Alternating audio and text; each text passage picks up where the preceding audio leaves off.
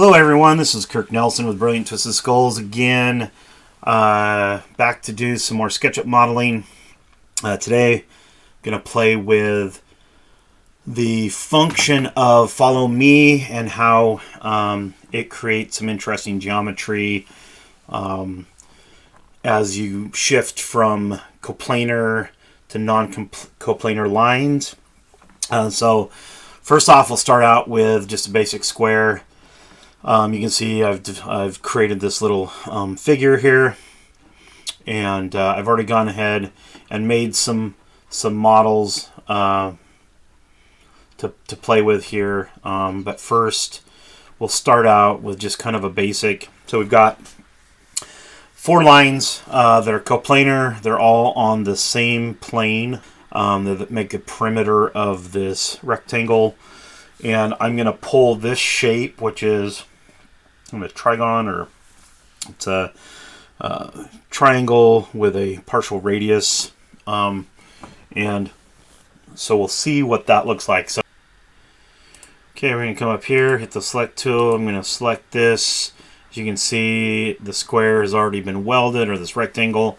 All of these lines are coplanar, all on that same plane. I'm going to hit the follow me tool, and I'm going to pull this around, and you can see that that's all put together now, and that's how that works. And you can see that it comes out square on all these points. I do have, as you can see, that I do have hidden geometry on, so that way you can see what's going on in the model. If I take that off, you can see that now it's more smooth, and you can't see where all those lines are in the model there. But I'm going to go ahead and leave that on just so you can see what we're working with. Okay, so now you can kind of see on a coplanar figure the lines in a square, and this will be similar in a circle. So you would get a continuous rim where all of these points along this radius would be the same all the way around the circle. So it would create kind of a little dish shape. Okay, so now we're going to go into a figure here that has 4 sides. So each side here is coplanar. So you can see we've got a half circle or an arc coming this way on this plane. So this by itself, if you stop at this point, is all coplanar. Same with this one, it's coplanar to this plane. All the lines that create this radius here are also coplanar, and the same with this tool. I've already gone ahead and welded the welded the edges of this. That's really interesting. So I'm going to go ahead and select this, and then I'm going to go ahead and deselect all these areas that I don't want in there. Oops, come on, there we go. And I don't want that, and I don't want the little figure there, and that should be everything. So now all that's selected are the outer lines, and I'm going to go ahead and weld those edges. So all the outer lines of these radius or arcs and half circles, so you can see that. So nothing else is selected. And now I'm going to go ahead and back to our follow me tool. Let's go ahead and select this, and you can see now what that did. So you can see how that pulled around along this coplanar path, but then as it transitions into this other plane, it made a smooth, kind of a smooth transition. So it created a bit of interesting geometry there.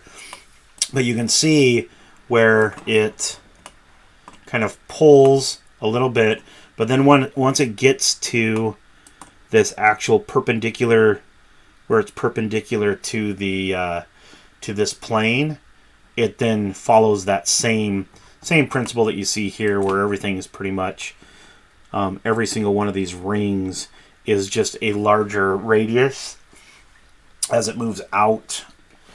So so that's kind of an interesting tool that can be used for a number of different things. It kind of looks like a 70s fireplace. I don't know.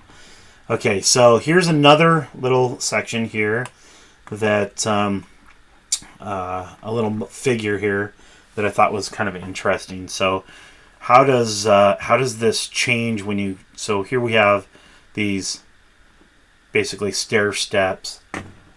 So I think you can pretty well predict what's going to happen. It's going to be similar to here, where you're on this. These two lines are coplanar. In fact, all of these lines are coplanar because they're on a large. If you were to lay out a flat sheet, these are all sitting coplanar to that sheet.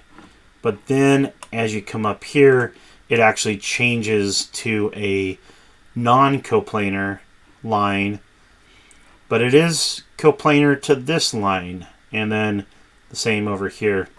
So can you predict what's going to happen here? How's that going to function?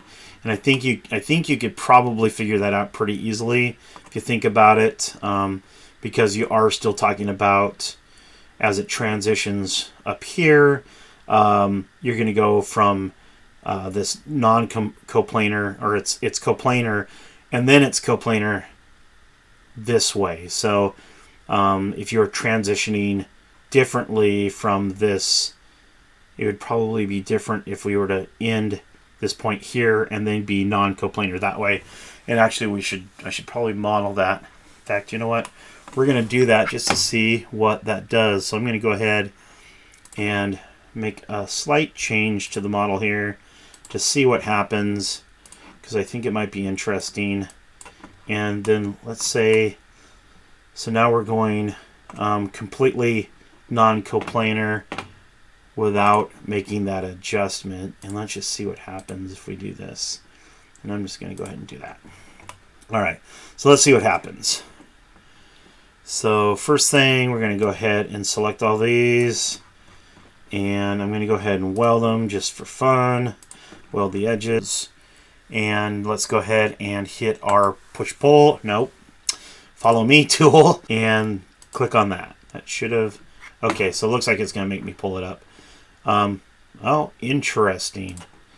Okay, I wasn't predicting that.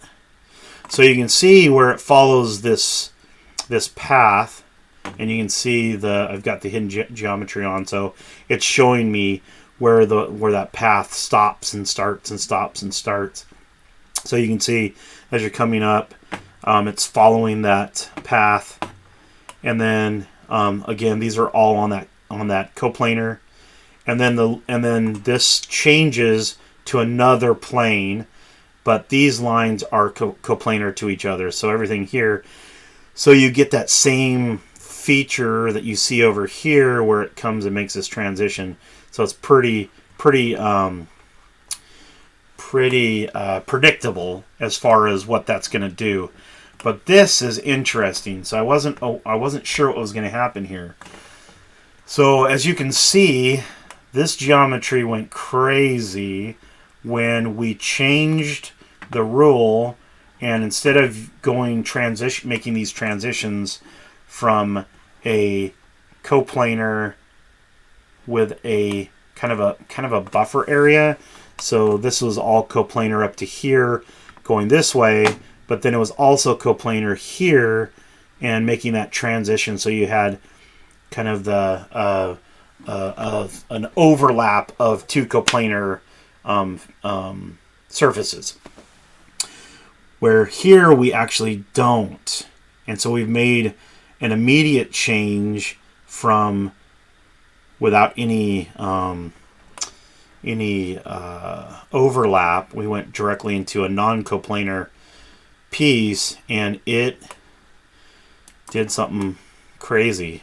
So I'm not sure exactly how I can, so I need to think about how we can predict this and use that to build stuff. Because if we can predict what this is going to do, and so I just need to think through this and figure out how that is functioning based on the rules in SketchUp, and try to use that to our advantage. And I wasn't prepared for that, so I'm not sure quite what to think yet. So I gotta think about that and see what we can come up with. So that being said, let's go ahead and move to this next figure. So this one's interesting.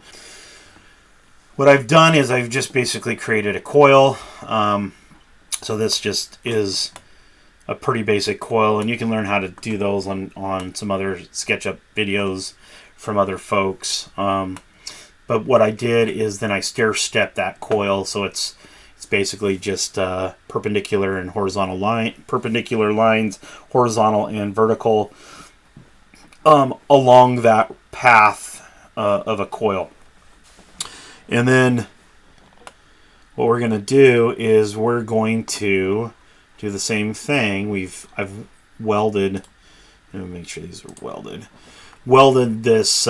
Basically, this is now a solid line, so it's a continuous line that is welded at each one of these points. So what that means is that I can just click on any part of that line, and it's going to highlight the whole thing.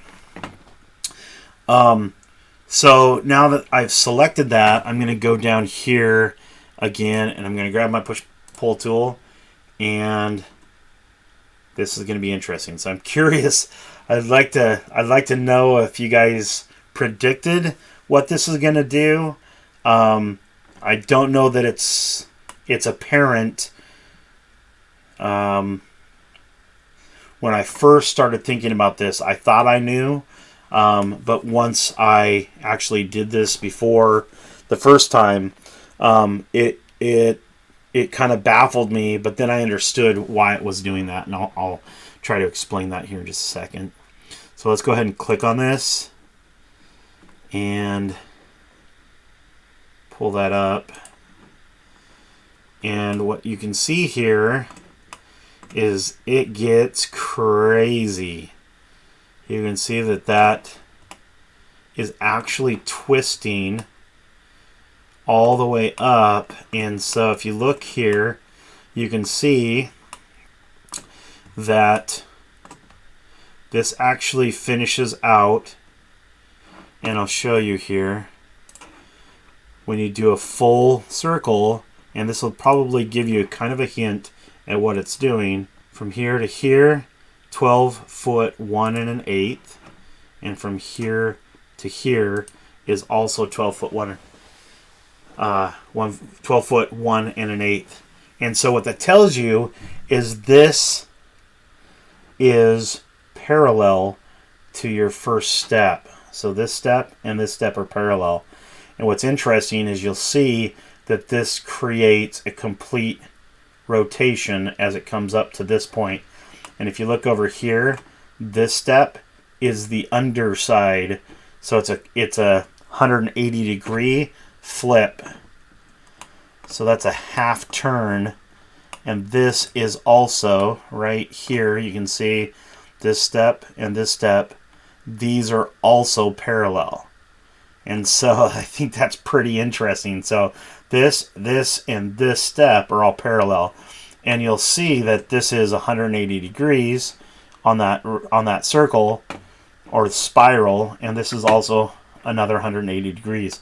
So you have a full 360 degree twist, rotation of these steps as it travels 360 degrees around this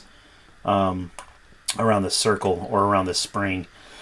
So I just think that's pretty cool. So knowing that, you can kind of start to predict what this is going to do, and then start utilizing that in some abstract way. Or, I mean, there's a number of things that you could probably do with this. I'm still just having fun, just kind of seeing what some of the geometry is in these SketchUp models and how some of this works. But I think this just gives you some kind of cool ideas, ways to utilize the push-pull tool to create some really interesting, quick, and fun models, designs. There's kind of no limit, really, once you understand and can predict the path. There's a lot of things you can do with this.